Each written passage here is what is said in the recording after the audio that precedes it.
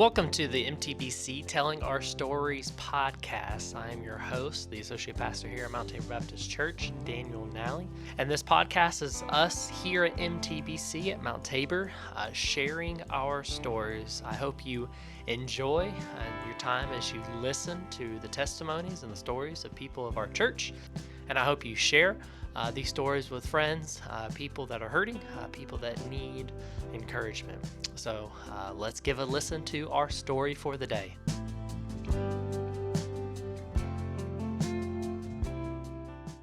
Welcome back to MTBC Telling Our Stories. Today we are joined by Miss Cyndi Patterson. She is the wife of our chairman of deacons, Mr. Donnie Patterson. I think by this point his story is up and ready to go by the time you see this. But Miss Cyndi, welcome and thank you for being here. Thank you for having me. I just want to say, first of all, today's Veterans Day, and I want to thank all the veterans for their service, for serving our country and protecting us for our freedom. And we just love you all so much, and thank you for that. Yeah, it's a big day. I mean, really and truly, you think about it, we wouldn't even be able to be here doing this right now, talking about Jesus and talking about our stories if it wasn't for men and women that sacrifice time, life, energy away from their own families. Yeah, that's true. Yeah, we always need to remember them on these days, and really every day. Especially, think about the holiday season coming up. It's tough for veterans and their families.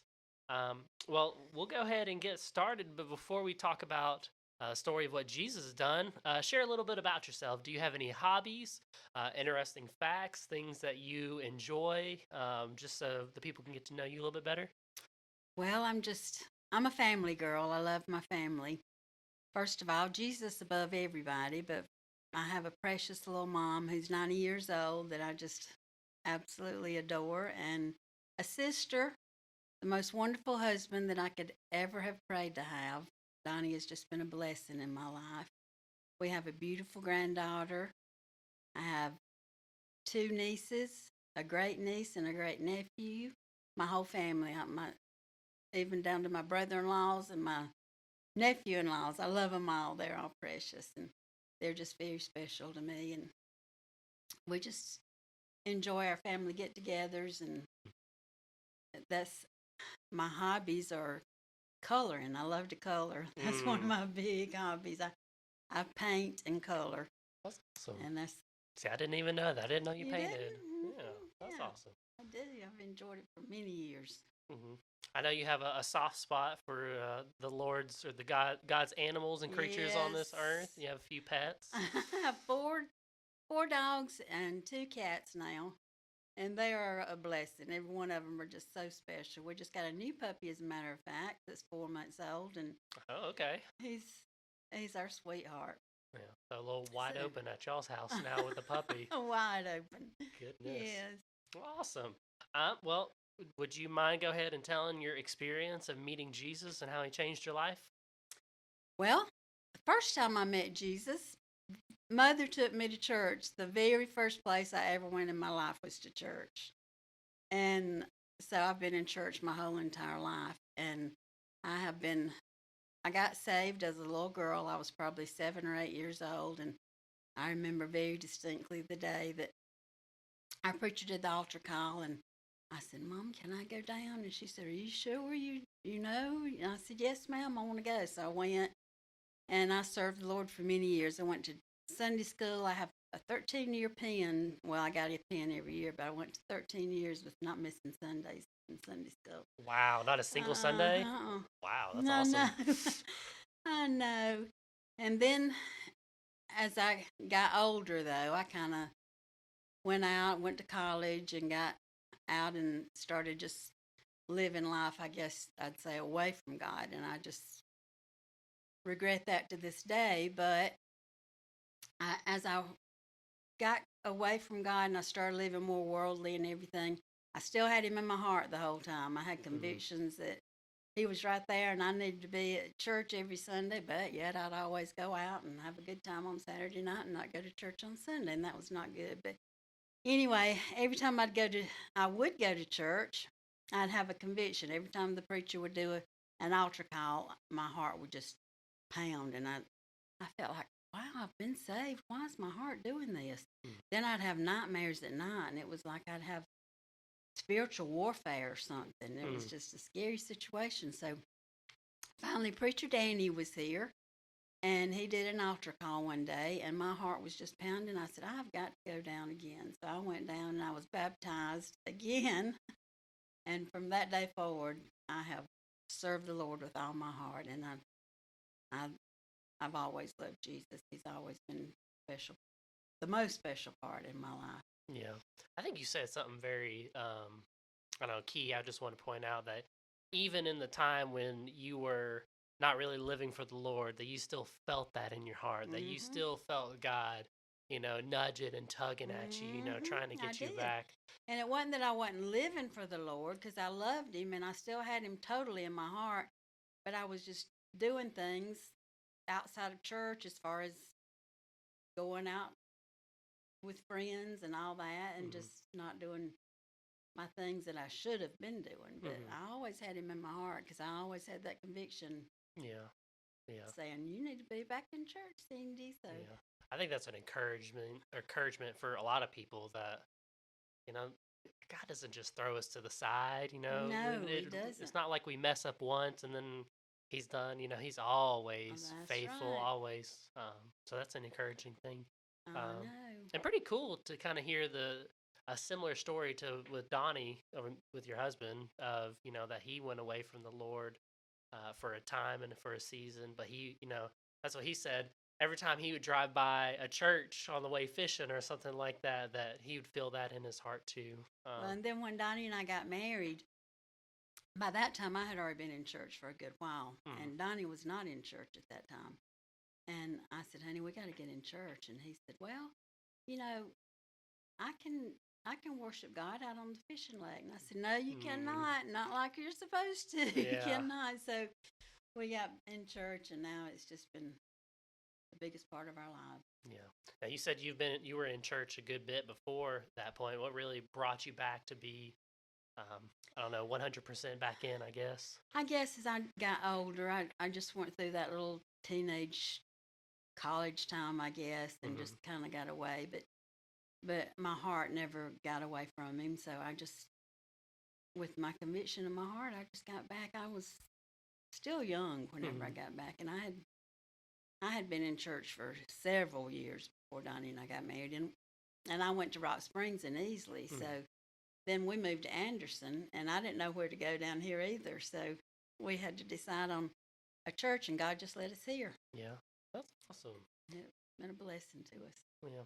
We Is love there? our church family. Oh yeah. I mean, it's a great church. I mean, we just have people that just want to serve Jesus here, and that That's makes right. all the difference. Um, y- would you mind sharing maybe tough times or experiences that you've been through that you felt like the Lord was really with you through or helped you through those times? hmm I guess probably the main thing that really was affected me so hard was I always wanted to have a baby. And for some reason, that wasn't in God's plan. So I just kept questioning, why me, God? Why can I not have a baby? Well, I finally got pregnant. I was 3 months pregnant and I had a miscarriage and never did get pregnant again. And so now I've realized God has just put all these babies in my life for me to love, my nieces and my little children at church Mm. and everybody around me, my granddaughter, everybody. He just gave me children to love, but wasn't His will for me to have one. Mm. But through it all, He was right there with me, and I knew that whatever His plan was is what I wanted for it to be. So anyway, we just I just adore children, and I love taking care of them, and that's just been a blessing to me. So Hmm.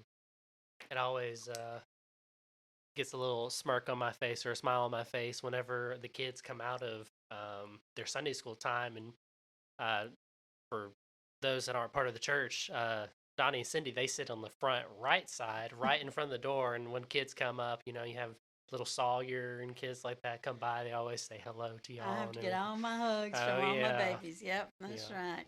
yeah. And I used to teach the 2 and 3 year olds. I think that was before you ever came. I think so. Yeah, hmm yeah. So I enjoyed that too. It was blessed.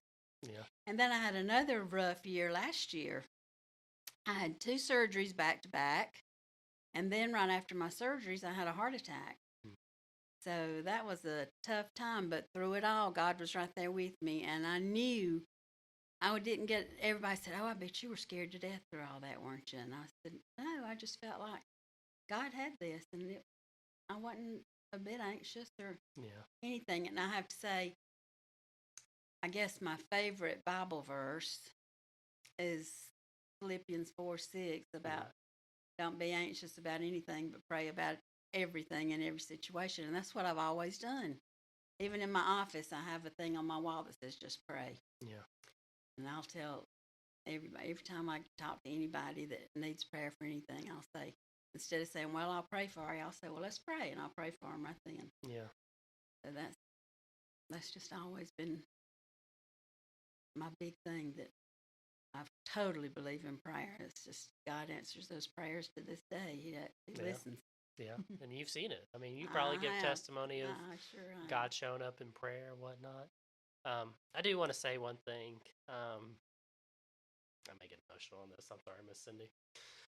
It is incredibly encouraging to me, and I hope for many people, to hear you say that it's all good, that God is still good, even with all those years of praying and asking for, like you said, a little baby, and but just your perspective on that God's got others around you. That's right. I believe there's a lot of people that have dealt with similar things of loss of babies and miscarriages and things like that, and those questions start to swirl around a lot. And I so, know. And at that time, the time that I did get pregnant, there was a friend of mine who had a little 15-year-old daughter who wasn't married, and she was pregnant. And then a friend of mine who wasn't married, she was pregnant. And I was thinking, God, what's going on? Why? Here I am married, and I'm not having any luck having babies, and all these other girls are having them. And then I heard of a girl who'd had a baby and put it in a garbage dumpster. mm, And I thought, and I would love this baby. I would take such good care of it. And now I'm going to get emotional too. But like I said, it wasn't God's plan. And it was planned for me to love all the other babies, everybody else's baby. yeah. So I can just love them now and send them home. That's right. That's right. That's the best part of sending them home. That's awesome. Yeah, but you like you said. I mean, you do have. Yeah, I mean, you said at the very beginning, family is your hobby. You get Mm-hmm. spend time with your niece and your granddaughter Lily Grace, and I mean, she was here this past Sunday, She and was, so yeah. it's just She's our heart. yeah, just cool to see. Um, I don't know, just working in a different way, I guess, and the beauty of a family, and I don't know, just awesome. So it's I just know your it story is is. just very encouraging to me, Miss Cindy. Thank you. Um, Obviously, you know as well as many people what me and Maddie been through, and I do. you you were one of the main supporters in our corner through all of it. So I'm uh, just so happy God's blessing y'all with a little baby now. yeah, but it's been good. But anything else that you would like to share? You shared your favorite verse of Philippians 4:6. Yes. Um, Also, another one is Philippians 4:13. I can do all things through Christ who strengthens me, and he does that. That's for sure. He's by our side in every step of the way. yeah. Is there anything else you'd like to share? Any words of encouragement? Anything that's been on your heart recently? Or something that God's done recently that you just want to share? Well, He's just there all the time for me. He is by my side. I mean, it's so amazing how you can just feel His presence in everything that you do, and just know that He's there by your side no matter what the situation is, no matter what you're going through. He's always got you. Mm. I think it's a word of encouragement a lot of people need to hear. So, awesome. I know this world's just in such turmoil right now, and that's another thing we got to pray hard for God to get back into being even though He's the leader of this country, we've got to show everybody that we want Him to be the leader instead of trying to take Him out of everything. That's been Yeah. Yeah. Definitely need to be an bad. example for Jesus in this That's country for exactly sure. right. Which is, I mean, that's all of our responsibility as Christians. Mm-hmm. So, you want to hear something interesting? Yes. Um, Donnie's verse that he shared was Philippians 4:6 also. Was it really? Mm-hmm. Yeah. I was just thinking as we had talked about doing this, I thought, I've never even asked Donnie what his favorite Bible verse is. Mm-hmm. Oh, That's what he shared, and he shared a few stories of when, he was feeling stressed and things like that, and the Lord gave him that verse. So, hey, if marriage doesn't show unity, there you go, right there. I mean, the same verse I and everything. know. That's I awesome. know. Donnie's been a blessing to me. I tell you, God just put us together. That Mm-hmm. was another thing that He answered prayers for both of us when He put us together. Yeah, yeah. You got to see the Lord's hand at work right there. That's right. Oh. Well, Miss Cyndi, I appreciate you coming in and sharing your story and your heart. Well, thank you for having me. Being vulnerable. I think our prayer, like you said, prayer is important. Our prayer for this is that people would hear your story and be encouraged, and um, you know, that they would be able to see Jesus through your story.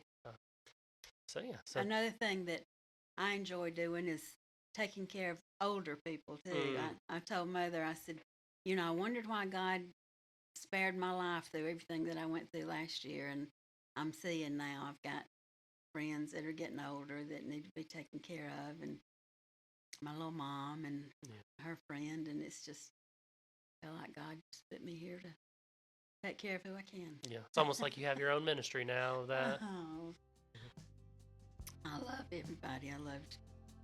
I love to love people. I think it's a good mindset to have. Sure. Well, I thank you for being here, Miss Cyndi, and we look forward to see what the Lord would do with this.